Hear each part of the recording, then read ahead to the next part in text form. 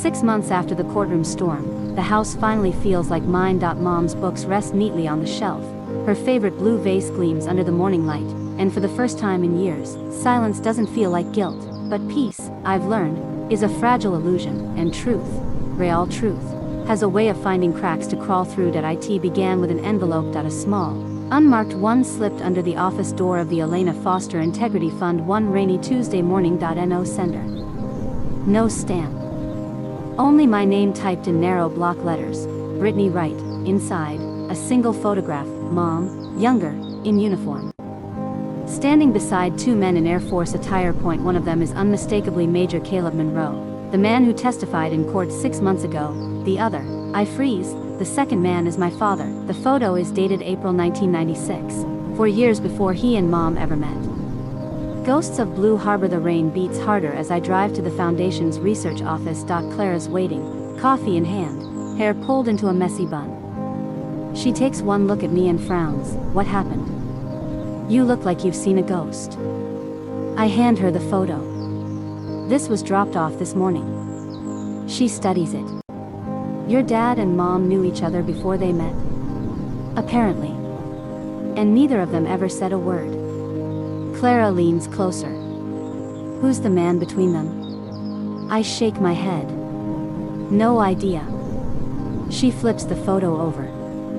On the back, faint ink smudges form a short phrase, Operation Blue Harbor, Phase 2. My heart lurches. There wasn't supposed to be a Phase 2, I whisper. Clara's voice lowers. You think your mom was involved? She had to be, I say. But if my father was there too, the rest of the thought dies in my throat. What if Mom wasn't just a whistleblower? What if she was part of the operation? And the reason it fell apart?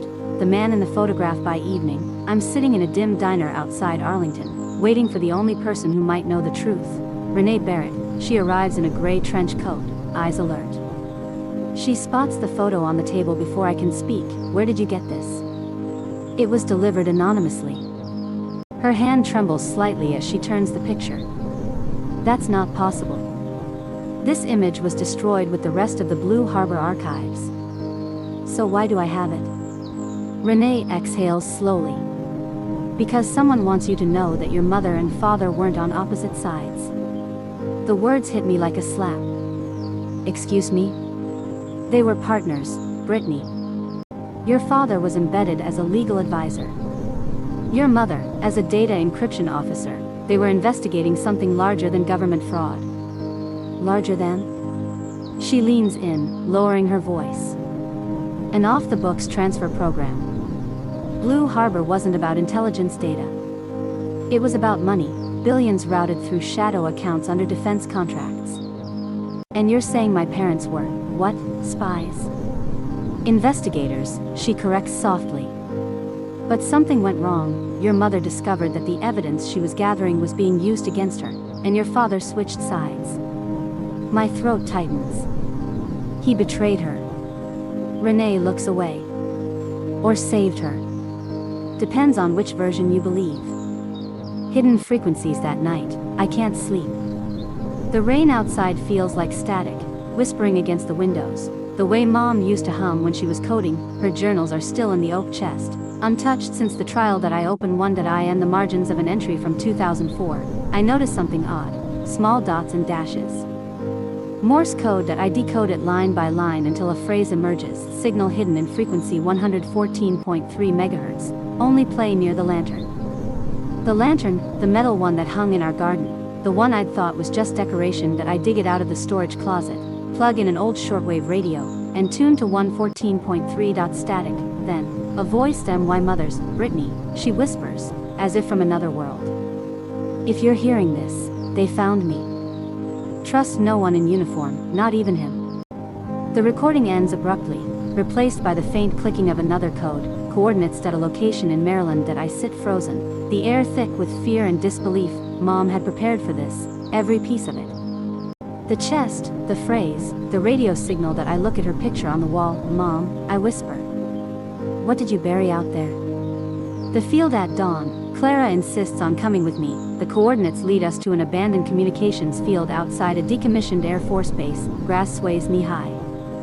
Rusted towers lean like dying sentinels that we follow the numbers until we reach a small metal hatch, half buried under soil and vines. Clara helps me pull it open. A cold draft rushes out, carrying the smell of iron and dust that we climb down. Inside is a narrow concrete tunnel lined with old filing cabinets, electrical panels, and coded tags that my flashlight lands on a metal crate labeled WL Archive 02. Clara gasps. Winter lantern. We pry it open. Inside are dozens of discs, sealed envelopes, and a drive marked Private E. Foster. But before I can pick it up, a voice echoes behind us. Step away from the crate. I turn that a man stands at the end of the tunnel, gun drawn. Major Caleb Monroe. Betrayal, Major? I breathe. You testified for us. You said you wanted justice.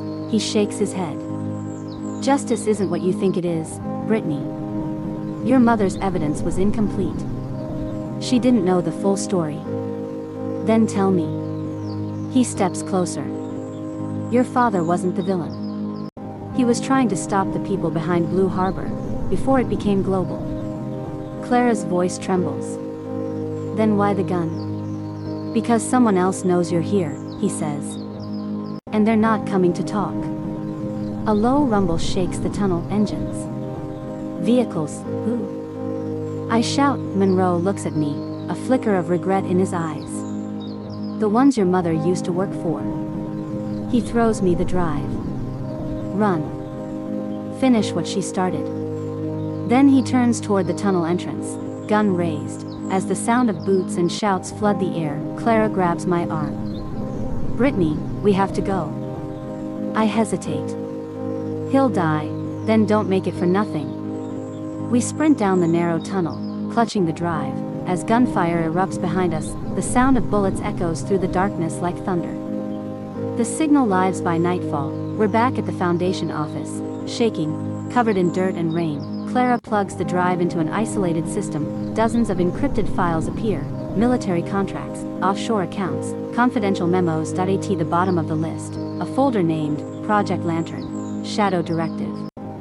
I open it. A single document loads. Classified, authorized by L. Write me father's name. The text beneath it makes my heart stop. In the event of exposure, execute recovery of all Blue Harbor assets, including witness E. Foster.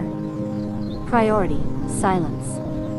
The screen flickers, then the file begins to delete itself. Pull the plug. Clara yells that I yank the power cord. The drive smokes faintly, but we manage to stop the process. Half the data survives. My mother wasn't paranoid. She was hunted, and my father, the man I thought I'd defeated, is still pulling the strings. The shadow returns. It's midnight when my phone buzzes. Unknown number. A man's voice comes through. Calm, deliberate. You found the drive, he says. You shouldn't have. My heart pounds. Who is this? He chuckles softly. You already know, Brittany. The truth is never what it seems. You think you ended the game, but Winter Lantern was only the first phase.